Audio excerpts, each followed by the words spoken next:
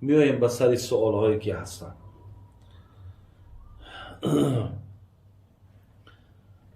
مرد پیش از وفاتش با زنش گفت بعد مرگ من شوهر کنی تو را نمیبخشم.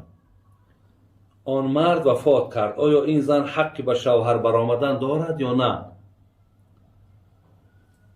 یعنی مرد پیش از وفاتش به زنش گفت که زنک اگر مبادایی که من دنیا را پدرود گفتم، یعنی خدا جان مرا گرفت، اگر به شرطی که تو شوهر کنی من از تو راضی نمیشم. برای همین آیا همین زن حق دارد که سخن شوهرش مقصد مرد رفت، حق دارد که همینجا شوهر کند، دیگر سخن شوهرش مقصد گوش نکند یا همو وصیتی کردگی شوهرش به جا نآورد؟ اولا برادران و خواهران عزیز، ما حدیثی داریم از پیامبر نازنینمان که لا طاعت لمخلوق فی معصیت الخالق. ما مخلوق اطاعت نمیکنیم زمانی که سخنش در مقابل سخن خالق ایستادگی باشد. یعنی سخن این مخلوق، سخن این شوهر در برابر سخن الله ایستادگی است. یعنی الله اجازت داد که مرد وقتی زنش از دنیا میگذرد میتواند زن بگیرد، یا زنی که شوهرش از دنیا گذشت میتواند که شوهر کند. فقط شما میدانید که یگانه زنی که باید شوهر نکند این زن پیامبر نازنینمان هست، زیرا که الله مهربان زنهای پیامبر مادرهای ما خوانده است.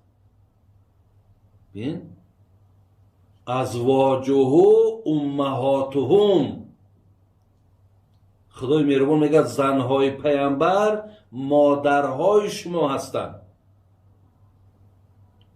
یعنی هیچگاه بین پیامبرمان وقتی از دنیا گذشت مادرمان عایشه 18 ساله بود، ولی مادامی که وی به ذمه ما حق مادری داشت وی تا وفاتش دیگر شوهر کردن نمیتواند، یا او این حقوق شوهر کردن ندارد، زیرا که همه امت پیامبر فرزندای اونها حساب میکنند. یعنی فقط شوهر نکردن برای زنهای پیامبر هست، دیگر باقی کسی باشد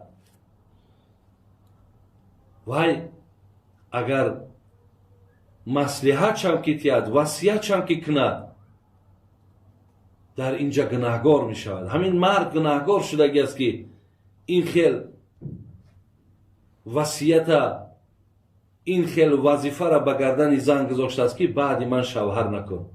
یا بعضی زنها ولی در گفتگوهای سوال جوابای ما هست میگن که اگر ما یگان شوهر دیگر کنیم بعد من با کدام شوهر مقصد روز قیامت حشر میشم. خواهرای عزیز و گرامی، این فکرها را از ذهنهاتون دور کنید. خدای مهربان اگر هر زنی که در دنیا چند شوهر میکند وای حق دارد، 2 تا میکند، 3 تا میکند، 4 تا میکند، وای حق دارد.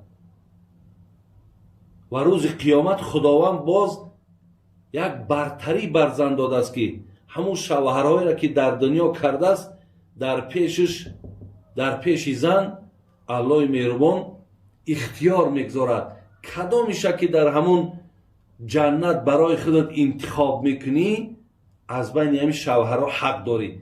کدامش که با تو در دنیا معامله خوب داشت، حرمتت میکرد، به قدرت میرسید، سخنهای خوبت میگفت، همونجا تا هم جدا کرده میتونی که همراه تو با در جنت هم یک جا باشد.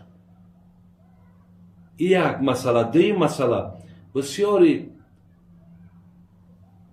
فرزندان میگن که ما باید 3 بار از پیش مادر بگذاریم که شوهر میکنی یا نمیکنی گفته. اینها هم دادرها و برادرای عزیز، اینها این خیلی مرتبه و مقام خدا به یگان فرزند دادگی نیست.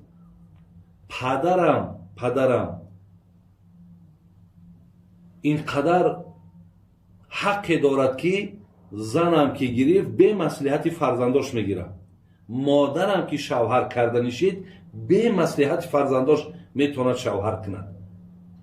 این از نگاه شریعت نیست این خیل مصلحت که من فرزندام بشونم بگم بچم من زن گیرم یا من زن میگیرم، یا مادر بیا بگه که بچم من باید شوهر کنم. یعنی از فرزند مصلحت گرفتن از نگاه دین این خیلی حکم نیست. پدر و مادر خداشون آزادن، کسی را میگیرن کسی را نمیگیرن، کاری خودشون. و در همین حالت هم یک نصیحت برای فرزندان، برای چی همین گپ ها از کجا برآمد؟ به خاطر که همون پدری که وقتی زن گرفت یا مادری وقتی شوهر کرد، فرزندا که دقتشون میتن، فرزندا که غمشون میتن، بعد بیچاره مجبور میشن که مصلحت فرزندا را بگیرن. خواهرای عزیز، برادرای بسیار گرامی، در این مسئله ها اگر پدر و مادر شما وقتی مادرهاتون گذشت، مقصد حتی پدر شرم هم که کند، شما باید که خطام پیشکش کنید که پدر این حق تو است، ما حق نداریم که تو را مصلحت بتیم. یا خواهرای عزیز، مادامی که پدراتون هم که گذشت، مادراتون شما راه بیابید، اونم به خودش میخواهد شوهر داشته باشد، میخواهد زندگی داشته باشد. و این سوالی که مرا داد، این مادر از خواهر از کسی است، شما شوهر کنید، انشاءالله باز این مرد از این گفته خودش هم حاضر پشیمان است، زیرا که در این گپ وی گناهکار شدگی است.